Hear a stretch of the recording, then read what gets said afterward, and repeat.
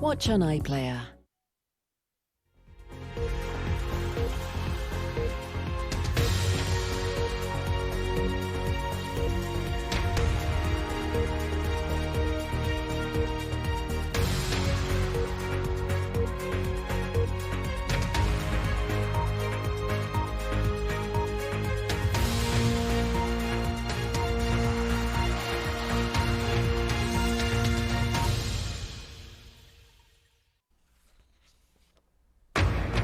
Tonight at 5.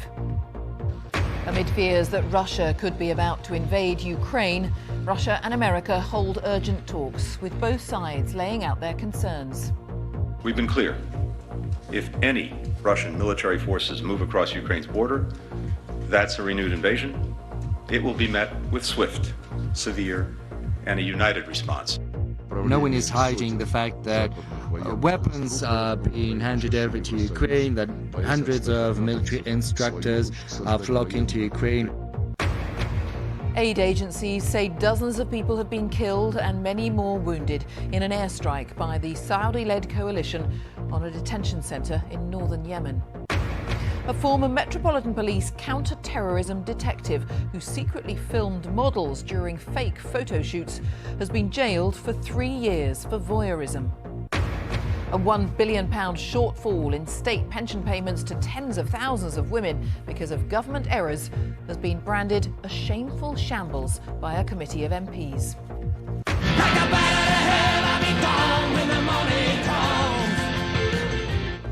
The singer Loaf, who recorded one of the biggest-selling albums of all time, has died at the age of 74.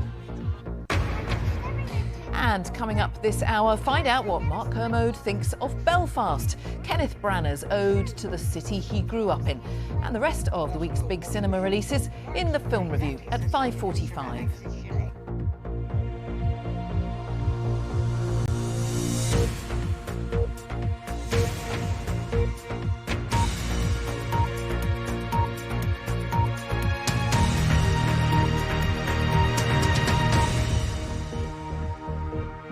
Welcome to BBC News. I'm Jane Hill. Talks have been held in Geneva between foreign ministers from Russia and the US about fears that Russia could invade Ukraine. The US Secretary of State Antony Blinken said there had been a frank and substantive exchange. He also warned of a swift and severe response and massive consequences were Moscow to invade. But Russia's Foreign Minister Sergei Lavrov said there are no plans to attack Ukraine, adding that he hopes emotions will calm down. Well, the first members of a 30-strong British military team have arrived in Ukraine to help train local forces to use anti-tank weapons. The Prime Minister Boris Johnson says any Russian incursion would be a disaster for both countries and for the world. Our first report is from Paul Adams.